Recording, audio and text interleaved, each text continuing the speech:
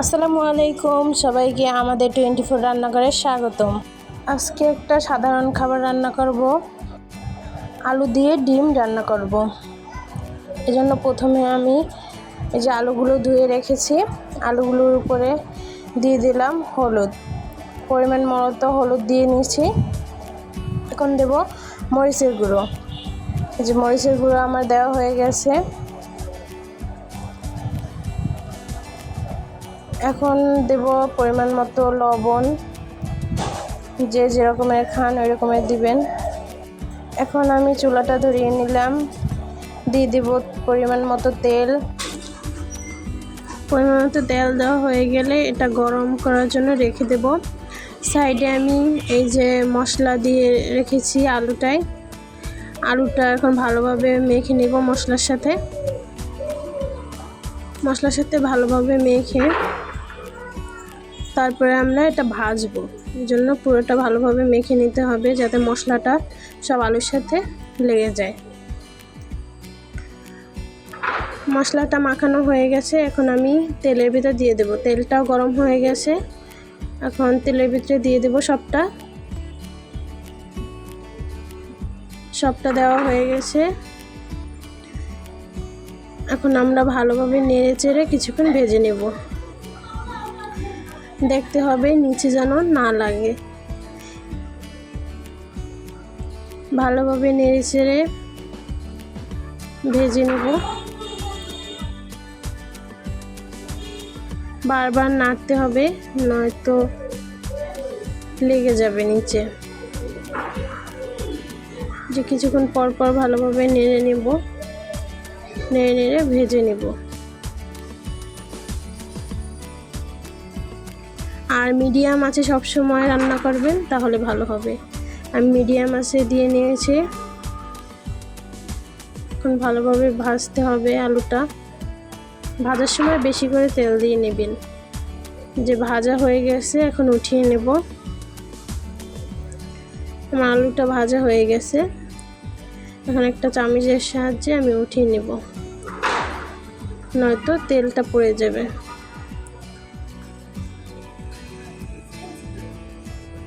আলুটা ওঠানো হয়ে গেছে। এখন আবার আমি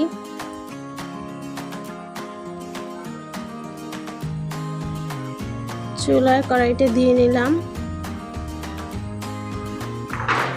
পাশে আলুটা রেখে দিব এক সাইড করে।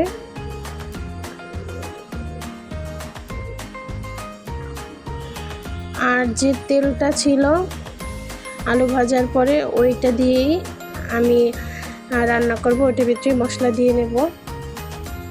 বেশি তেল দিয়ে নিয়েছি প্রথমেই, যে কারণে ওই তেলের ভিতরেই আমি মশলা দিয়ে দেব। এই যে পেঁয়াজ বাটাটা দিয়ে নিয়েছি। যদি আপনাদের মনে হয় যে তেলটা কম হয়ে গেছে, সেক্ষেত্রে তেলটা একটু দিয়ে নেবেন। আর যারা সরিষার তেল দিয়ে রান্না করবেন, তারা প্রথমেই বেশি করে তেল দিয়ে নেবেন। যে আমি পেঁয়াজটা হালকা ভেজে নিলাম।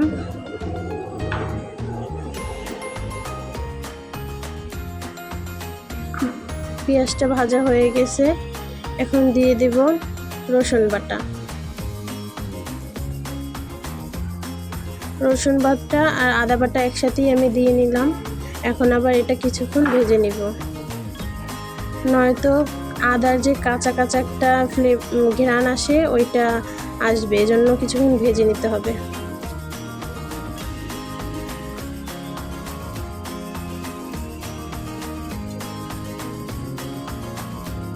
যখন আদাটা ভাজা হয়ে গেছে, মশলাটা ভাজা হয়ে গেছে, এখন আমি হলুদের গুঁড়ো দিয়ে নিলাম পরিমাণ মতো। এখন একটু হালকা নেড়ে নিব।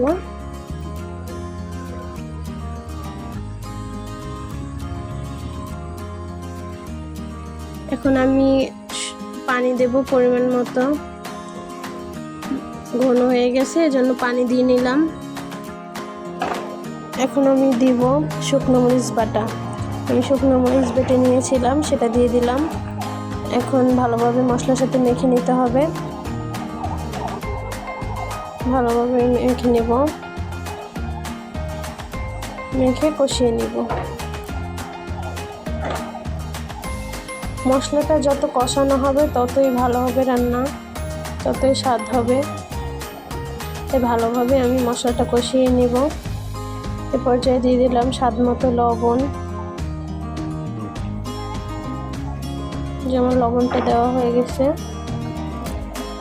এখন আবার একটু নেড়ে চেড়ে মশলার সাথে লবণটা মেখে নেব।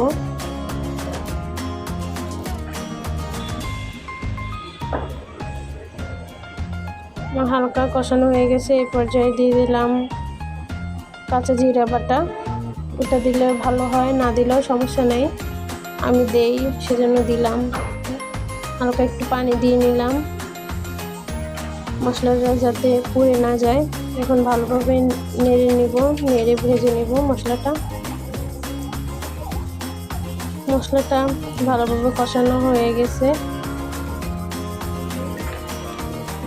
যে কষানো হয়ে গেছে, এখন আমি দিয়ে দেবো আলুটা। যে আলুটা ভেজে নিয়েছিলাম, সাইডে রেখে দিয়েছিলাম, সেই আলুটা দিয়ে দেব।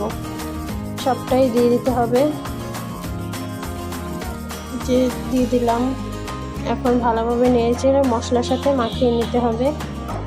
আলুর সাথে যাতে ভালোভাবে মশলাটা লেগে যায় সেরকমভাবে নেড়ে চেড়ে দিতে হবে। আমি আস্তে করে দিচ্ছি যাতে পড়ে না যায়, তবে আস্তে আস্তে দিতে হবে। আস্তে আস্তে ভালোভাবে মেখে নিতে হবে।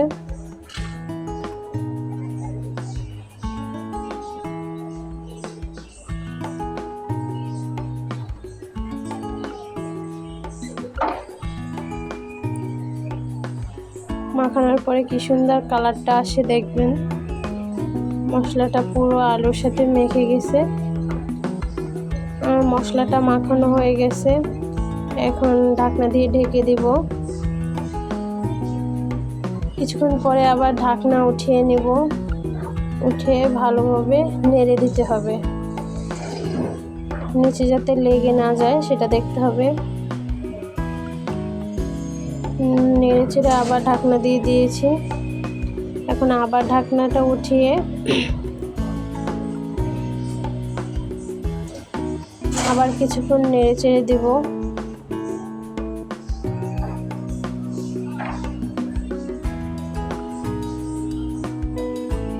ভালোভাবে চারপাশ নেড়ে চেড়ে দিতে হবে, নয়তো পুড়ে যাবে।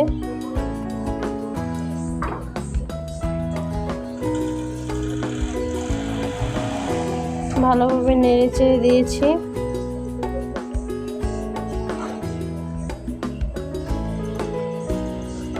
এখন আমি পরিমাণ মতো পানি দিয়ে দেব। আলুটাও কষানো হয়ে গেছে, সেজন্য এখন পানি দিয়ে দেব সেদ্ধ হওয়ার জন্য।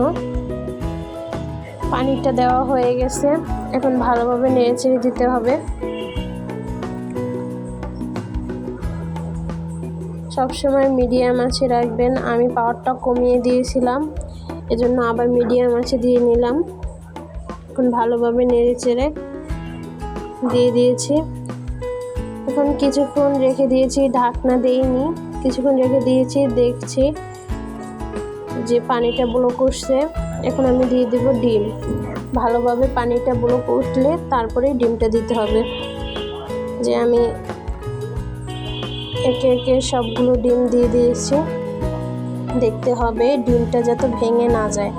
আমার একটা ভেঙে গিয়েছে, সমস্যা নেই, তবে আপনারা দেখবেন যাতে ভেঙে না যায়, তাহলে ভালো হবে। ভেঙে গেলে পুরো আলুর সাথে ডিম ছড়াছড়ি হয়ে যাবে। আমি আস্তে আস্তে রাখতে চেয়েছি, কিন্তু একটা ভেঙে গেছে। আপনারা আস্তে রাখবেন, ডিমটা যাতে ভেঙে না যায়। হালকা করে নেড়ে দিতে হবে। ডিমটা যাতে ভেঙে না যায় সেদিকে খেয়াল রাখবেন।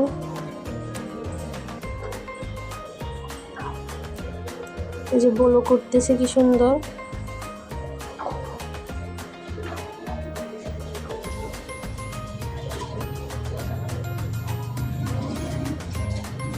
হালকা নেড়েছে দেখছিলাম যে ডিমটা একটু শক্ত হয়েছে কিনা।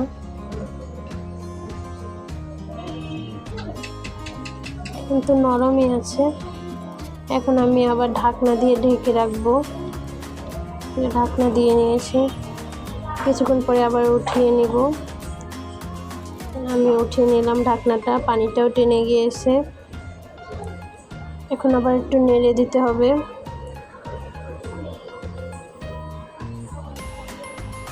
ডিমটা যাতে ভেঙে না যায় সেভাবে আস্তে আস্তে করে নাড়তে হবে। আমি নেড়ে দিয়েছি ভালোভাবে নেড়ে দিয়ে কিছুক্ষণ রেখে দিতে হবে, কারণ আমার আলুটা সেদ্ধ হয়ে গেছে। এজন্য আমি ঢাকনাটা আর দিব না। যদি আলু সেদ্ধ না হয় তাহলে আবার ঢাকনা দিয়ে কিছুক্ষণ রেখে দেবেন। আমার আলুটা সেদ্ধ হয়ে গেছে, তাই হালকা পানিটা টানাবো আমি, এজন্য কিছুক্ষণ চুলার উপরে রেখে দেব। এই যে পানিটা টেনে এসেছে, এখন আমি উঠিয়ে নিব। ভিডিওটা শেষ পর্যন্ত দেখার জন্য ধন্যবাদ। আল্লাহ হাফেজ।